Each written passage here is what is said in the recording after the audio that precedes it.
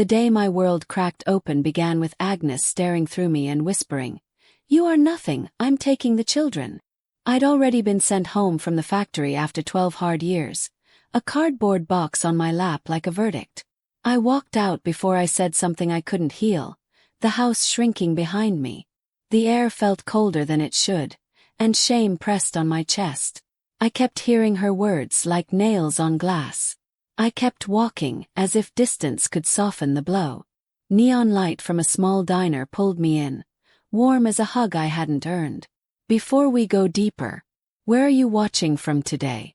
Kindly hit like, comment, and subscribe to this channel for more. I slid into a corner booth and stared at my coffee until my reflection looked like a stranger. The hum of cutlery and soft chatter felt far away. My hands trembled, but I wouldn't lift the cup. I told myself to breathe. I told myself to stay. Then the chair across from me scraped. An old man sat without asking, eyes steady, voice low. "You look like my son." I almost laughed, then swallowed it down. "You've got the same eyes," he added, studying my face like a map he knew. "He's been missing for 37 years. Something inside me jumped, a mix of fear and pity. "I'm not him," I said, and it hurt to admit it. "Maybe," he answered, "but you carry his storm." He offered his name, Benjamin, and I offered mine, though it felt heavy in my mouth. Benjamin didn't rush. He let silence do the digging. I filled it because I was tired of drowning. I told him about the factory, about 12 winters of steel and sweat, about showing up even when my back argued. I told him about my father, Gabriel, who said, "A man is measured by how he stands when everything else falls." I told him about my mother, Rachel, who believed in second chances and soft words. I told him I wasn't special, only stubborn. He nodded like he already knew. He asked about Agnes, and the words came raw. At first she said I made her feel safe, like firm ground. Later she called me an anchor dragging her down. We fought about money, about dreams I hid behind duty. Our children, Noah and Rose, never judged. Noah with questions for everything, Rose with drawings that turned fridges into galleries. "Today she said she's taking them," I whispered. Benjamin leaned in, eyes bright with old pain. "I know that emptiness," he said. "Don't let it name you." My breath shook. I listened. I wanted to believe Benjamin was only being kind, but his words pierced like they carried weight older than both of us. "What do you mean by emptiness?" he asked. His gaze locked on mine, unblinking. When my boy vanished, I realized too late I had been absent even when I was present. My chest tightened at those words. I remembered Noah's eyes asking if I was coming, and Rose's drawings I sometimes ignored after long shifts. The truth cut deep, sharper than Agnes's bitter words earlier that night. I pressed my palms against the table, unsure whether to break down or lash out. "I gave everything I had," I muttered. 12 years in that factory, every penny to keep the roof above us, and still I'm told I'm worthless. Benjamin didn't flinch. Because work is not presence. Providing is not the same as showing up. His voice was calm, steady like rain on old tin. I swallowed, realizing my silence had sometimes spoken louder than my love. Shame burned me, but I couldn't deny it anymore. He leaned forward, lowering his voice until it was only for me. "You still have them. Don't abandon them like I did." Those 5 words struck like thunder. I stared at him, trembling. "What if she won't let me see them?" I whispered. His jaw tightened. "Then you fight, not with anger, but with love louder than her bitterness. You prove with presence." The diner around us faded, and all I could hear was his voice. My reflection in the coffee no longer looked quite the same. I thought of my father Gabriel, quiet and stubborn, fixing trucks late into the night, muttering that a man is measured by how he stands when life falls apart. I thought of Rachel, gentle but firm, who taught me patience was stronger than quick victories. Their lessons, buried under years of exhaustion, suddenly rose again. "Maybe you're right," I said, my throat thick. "But I feel broken." Benjamin's hand gripped mine with surprising strength. Broken pieces can still build something, he said. If you choose not to quit. I left the diner with his words burning in my chest. The night air was sharp, but my steps carried a purpose I hadn't felt in years. Agnes thought I would vanish, thought shame would swallow me whole. But Benjamin's warning lit a fire I couldn't put out. I drove to her sister's house, hands tight on the wheel. My heart pounded like war drums as the lights came into view. Every mile I repeated the words, "Don't abandon them like me." They became my anchor in the storm. The porch light spilled across the driveway when I stepped out. My legs shook, but I forced them forward. I knocked, and the door opened to reveal Agnes, arms crossed, her eyes sharp as broken glass. "What are you doing here?" she snapped. I swallowed but didn't flinch. "I came for Noah and Rose. I'm not leaving without seeing them." For a moment, silence stretched like a rope ready to snap. Her jaw tightened. "This isn't the time. They're upset enough already." But I stood my ground. "No," I said firmly, surprising myself with the strength in my voice. "You can walk away from me, Agnes, but you won't erase me from their lives. They need their father." She blinked, unprepared for my defiance. Pressed on. "Do you remember when Noah was born? You said I made you feel safe, like the ground wouldn't give way. I haven't been perfect, but I've always loved them." Her lips trembled, but she didn't answer. Then, from behind her, Noah's voice broke the tension. "Dad!" His face appeared around the corner, eyes wide and uncertain. "Dad, are you staying with us?" His words pierced me, fragile but full of hope. Before Agnes could answer, Noah ran forward, wrapping his arms around me. His hug was desperate, shaking like he had been waiting all night. Tears blurred my eyes as I held him. "I knew you'd come," he whispered into my chest. Then Rose's small arms clung to my leg. "Daddy, promise you won't go away again." My voice cracked as I answered. "I promise," I said, pressing my cheek against their hair. "I'm not going anywhere." My heart surged with a strength I thought I had lost. Agnes stood frozen in the doorway, her eyes narrowing but softening at the edges. For years she had seen me fold, seen me step back, but not tonight. Tonight she saw me standing taller than before. "You think this changes anything?" she muttered. I met her gaze. "It changes everything. To finally know who I am. I am their father, and I won't disappear." Agnes's sister appeared in the hall, her face unreadable. "Maybe you should let him stay a while," she said softly. "The children need him." Agnes hesitated, conflict flickering in her eyes. Finally she stepped aside. "Fine. You can talk to them. But don't think this fixes us." I nodded, my hands resting on Noah and Rose's shoulders. "I don't need it to fix us. I only need to show them I won't walk away." Together we stepped inside, their small bodies pressed close, their warmth pulling me home. We sat in the living room, the children clinging to me like I might vanish if they let go. I told them the truth in words their hearts could hold, that sometimes parents fight, that sometimes jobs disappear, but none of that changes love. Noah pressed his small hand into mine as if to test if I was real. Rose leaned her head against my chest, humming softly, her drawings scattered on the table. Their voices filled the room, louder than Agnes's silence. For the first time, hope breathed in me. When I finally rose to leave, Noah's grip tightened on my arm. "You'll come tomorrow, right?" he asked, fear flickering in his eyes. I knelt, meeting his gaze. "Tomorrow and the next day and every day I can," I promised. Rose hugged me, her little arms fierce. "Promise, Daddy," she whispered. I kissed the top of her head. "I promise," I said, steady as stone. Agnes looked away, but something in her eyes shifted, like respect, faint but undeniable. That small flicker was enough to keep me standing tall. The problems were not gone. My marriage with Agnes was still fractured, sharp words echoing in the spaces we once filled with laughter. My job was gone and the future was cloudy. But despair no longer held me hostage. Each step away from her sister's house felt lighter, as if Noah's words, "We need you, Dad," were wings at my back. I drove home repeating those words, louder than the doubts. I knew nothing would be easy, but for the first time I welcomed the struggle. 'Cause they were worth it.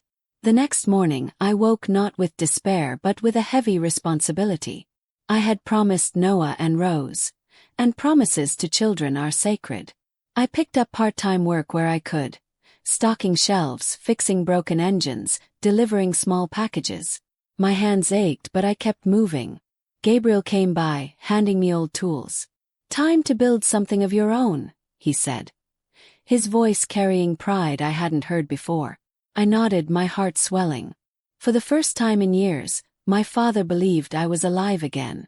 Rachel visited soon after, carrying a basket of food like she always did. She sat quietly, studying me with her soft but firm eyes. "You're different," she finally said. I nodded, swallowing the lump in my throat. "I almost gave up, Ma. But something pulled me back." She touched my hand gently. "That's because you remembered who you are." Her words lingered like a blessing. I carried them with me as I returned to Agnes's sister's house that evening, determined to prove my change with presence, not speeches. Noah greeted me at the door, a wide grin stretching across his face. "Dad, come see what I built," he shouted, tugging me inside. He showed me a school project, wobbly, uneven but full of heart. We worked on it together, his questions tumbling out faster than I could answer. Rose handed me a new drawing, this time of the three of us holding hands under a big sun. I pinned it on the fridge with pride. The children were watching me closely, learning not from words but choices. Every day I showed up, proving that I was still standing. Agnes watched quietly, arms often crossed, her face guarded. Her words remained cold, reminding me our marriage was not the same. "You've changed too late," she said once, her voice bitter. But I didn't argue. Instead, I looked at Noah and Rose, reminding myself why I kept going. They were the proof of my fight, the reason my broken pieces had worth. And slowly, I saw Agnes's bitterness clash with the reality of my quiet consistency. Weeks passed, and I returned to the diner to find Benjamin. I wanted to thank him, to tell him how his 5 words had turned me from despair. But when I asked the waitress, she frowned. "Benjamin," she repeated. "You mean Benjamin Vane? He passed away years ago." My blood ran cold. "No," I insisted. "I saw him here. Gray hair, steady eyes, strong presence." She shook her head gently. "He hasn't been around in over a decade." My hands trembled as I held the coffee cup. Could it be? I walked to the corner booth where he had sat that night. The table was empty, smooth, silent. I ran my hand across its surface, half expecting to feel his grip again. Whether Benjamin had been flesh and blood or something beyond, his presence had been real to me. His words had saved me from drowning in the same silence that consumed him. I whispered a thank you into the air, hoping somehow it would reach him. Then I left, carrying his message like a torch I refused to drop. Life can strip you bare. Jobs vanish, marriages fracture, trust collapses like dry wood. But none of that means you stop fighting for the ones who truly matter. I learned that a father's worth is not measured by paychecks or polished titles, but by presence. Noah and Rose did not need a perfect man. They needed a man who showed up even when his hands shook. And that is who I became. If you take anything from my story, let it be this: never abandon those who need your love. The weeks rolled into months, and every day I fought to keep my promise. I found work fixing engines for neighbors, each job a small victory that reminded me I was still capable. Noah often sat beside me, asking questions, his hands greasy as he tried to copy my movements. Rose sketched our little workshop, her drawings more colorful than the gray reality.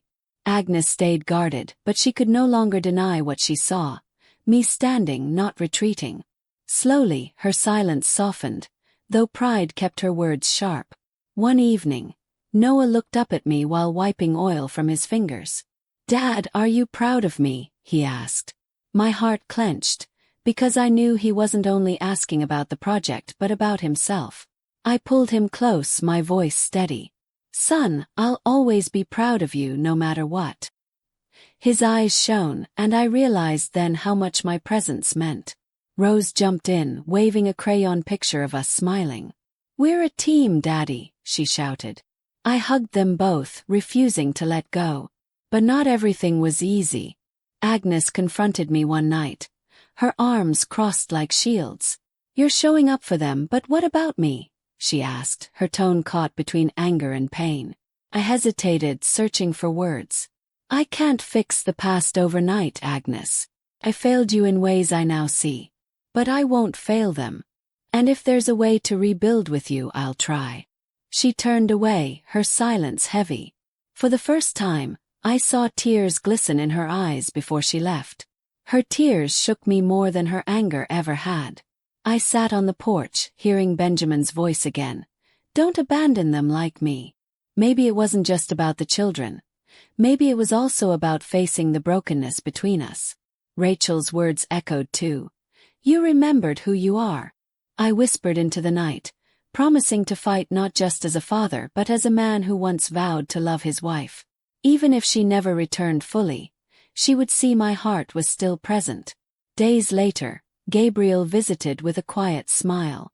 "Your hands look like mine did at your age," he said, watching me fix a sputtering engine. "But your spirit looks stronger than mine ever was." I felt tears burn, but I blinked them away. "I nearly gave up, Dad. I nearly walked away." He nodded, gripping my shoulder with strength that carried decades. "But you didn't. That's what matters. Broken men who keep standing become examples for their sons." His words sank deep, becoming another anchor I couldn't release. Noah began to change too. His teachers called, saying he asked more questions in class, braver now in sharing ideas. Rose grew bolder with her art, drawing family portraits where we always stood together, side by side. I pinned everyone to the wall, proof that they believed in me. Agnes noticed, though she rarely said much. One evening she murmured, almost to herself, "They smile more these days." I caught her glance, softer than before. It wasn't forgiveness yet, but it was the start of something fragile. Then came a test. A letter arrived, offering me steady work at a warehouse in another town. The pay was good, enough to ease the weight of bills. But it meant long hours and less time with Noah and Rose. For a moment temptation clawed at me. Old habits whispered, "Provide first, presents later." But Benjamin's voice thundered in my chest. "Providing is not presents." I held the letter in my hands, trembling. Then I tore it in half. My children's laughter meant more than any paycheck could buy. Agnes saw the torn letter and raised an eyebrow. "You threw away good money?" she asked sharply. I met her gaze, calm but firm. "I'm done trading time with them for wages that leave me hollow. I'll find work that lets me stay close. They need me present, not distant." For once, she didn't argue. Instead, she studied me, almost as if she didn't recognize the man before her. "Maybe you've finally learned," she muttered, turning away. But I caught the faintest trace of respect in her voice. One Saturday evening we sat as a family, though broken edges remained. Noah shared stories from school. Rose waved a new drawing of us building a house together. Agnes listened quietly, her arms no longer crossed, her eyes softer. For the first time in years, the room felt like home again, though fragile and unsteady. I leaned back, heart swelling, and whispered a prayer of thanks for Benjamin, wherever he was. His 5 words still guided me. "Don't abandon them like me." They had become my compass. Looking back now, I see how close I came to losing everything. One cruel sentence from Agnes, one pink slip from the factory, and despair nearly won. But a stranger, maybe flesh, maybe spirit, pulled me back with words that echoed louder than my shame.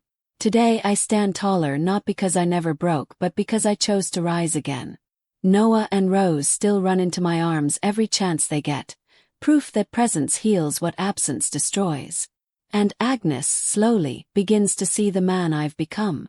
Agnes and I were still fragile, like glass mended with cracks, but I no longer feared the silence between us. I focused on showing up, proving every day to Noah and Rose that their father was steady. Sometimes Agnes watched me quietly, her expression unreadable, but I could see her walls weakening. She wasn't ready to forgive, yet she couldn't ignore the change. I realized then forgiveness might take years, or maybe never come fully. But what mattered most was that my children no longer doubted me. One evening Noah asked, "Dad, why did you come back that night? You looked so tired." His question pierced me and I knelt, meeting his eyes. "Because I promised myself I'd never let you feel abandoned," I said softly. Rose climbed onto my lap, her tiny hands cupping my face. "You're our hero, Daddy," she whispered. Tears blurred my vision, but I held them close. At that moment, I knew I had already won the most important battle, being present in their hearts, no matter how broken I had been. I returned often to the diner, though Benjamin never appeared again. Sometimes I sat in that corner booth, tracing the table's smooth surface, whispering my gratitude into the air. Whether he had been a man of flesh or a spirit sent to guide me, I knew one truth. His words had saved me. Life strips you down, but presence rebuilds what despair tears apart. Every sip of coffee in that booth reminded me that I was not worthless. I was a father, and that alone gave me purpose to stand. Over time I found work that kept me close. A small repair shop, tools clanking, customers steady. It wasn't glamorous, but it was mine. Noah often sat by my side, learning, asking questions, while Rose filled the walls with her drawings. Gabriel visited, proud. Rachel brought food, smiling at the sight of her grandchildren. Even Agnes began to linger longer, sometimes sharing tea in silence, her eyes softer than I remembered. We were still mending, but the home no longer felt like a battlefield. Hope had quietly moved in. If my story reaches you, let it carry this truth. Life may shatter, but you can still choose to stand. Do not abandon those who need you, even when despair whispers it would be easier. Show up, even trembling, because sometimes presence is the loudest love. I once thought I was worthless, but Noah and Rose proved otherwise. Their words, "We need you, Dad," became my anthem. And to Benjamin, wherever he is, I whisper one last time, "Thank you. Your warning saved me, and I will never forget."